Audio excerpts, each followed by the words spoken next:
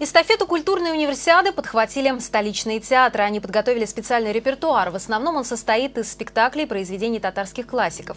В эти предстоящие 10 дней на сцене возродят постановки, ушедшие из репертуара театров, но входящие в золотую коллекцию татарстанской драматургии. Ряд постановок пройдут на языке всемирного общения. Так, специально к приезду зарубежных гостей труппа кукольного театра «Экият» подтянула свой английский.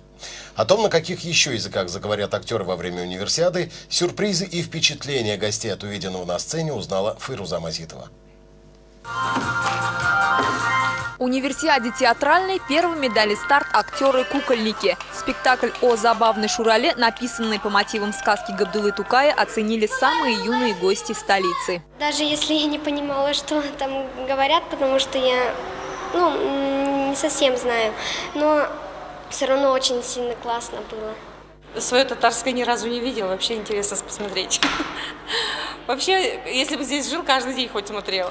Каждый день готовы удивлять своих зрителей и актеры театра. Щелкунчика, Красную шапочку, Гуси-лебеди и Буратино сыграют на английском. Специально, чтобы гости из далекой Бразилии или Канады могли понять и оценить их искусство. Ты гордишься, что ты вот именно в Казани этой универсиады, и приходят гости сюда смотреть нас. Это гордость. С гордостью за свой город и за свой театр сыграют тинчуринцы премьерный спектакль «Угасшие звезды». Сегодня целый день на сцене шла репетиция. В универсиадский репертуар вошли 7 постановок, покажут и комедию, и драму, и трагедию. До сих пор спектакли в Тинчуринском переводили с татарского только на русский, а предстоящие 10 дней постановки будут идти с синхронным переводом на английский язык. А вот в театре имени Камала «Голубую шаль» поймут не только англичане, но и французы и испанцы. Мы специально подобрали такой же классический спектакль, татарский классический спектакль. Это «Голубая шаль», «Смелые девушки», «Молодые сердца». Это массовый спектакль. Мы хотим показать всю нашу труппу, всю нашу красоту.